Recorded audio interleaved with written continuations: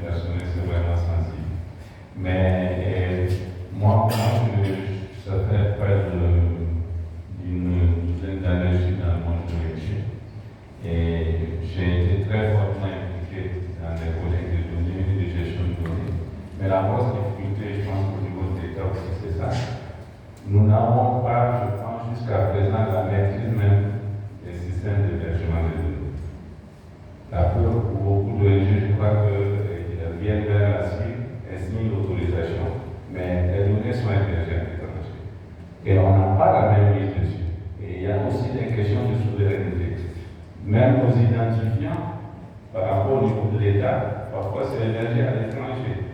Alors, vous avez suivi récemment ce qui est arrivé au Mali, avec la crise.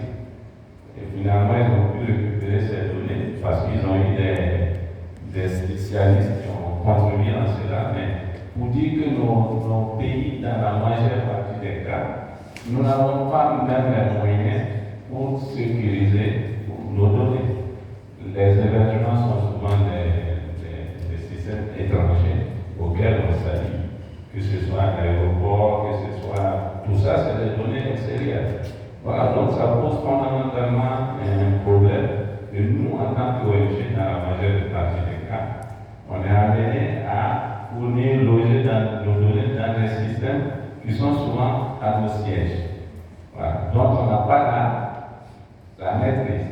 Voilà. Et ça, de mon point de vue, c'est assez sensible. C'est un travail qui est en train d'être fait.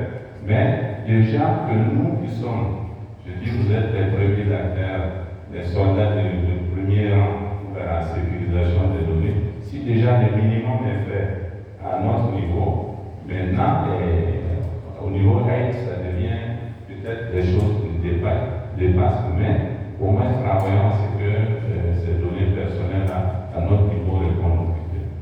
L'André disait tout à l'heure pour les enquêtes, je pense qu'il y a des contrats qui sont signés avec les enquêteurs, il y a des protocoles qui sont là, ils savent concrètement qu'ils n'ont pas le droit d'utiliser, et d'ailleurs dans la majeure partie des cas, toutes les données collectées lors d'une enquête n'appartiennent pas aux enquêteurs.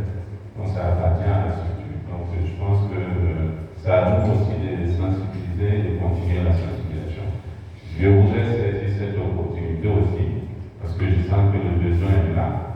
Si à l'issue de ça, vous pouvez mettre en place un système de communication entre mon ONG, entre surtout les acteurs qui sont dans le domaine, identifier des points focaux ou des systèmes qui pourraient rester en contact avec la cible, pour aussi interagir s'il y a des choses qui sont créées au niveau de la cible ou même de la filière centrale, que ça puisse être partagé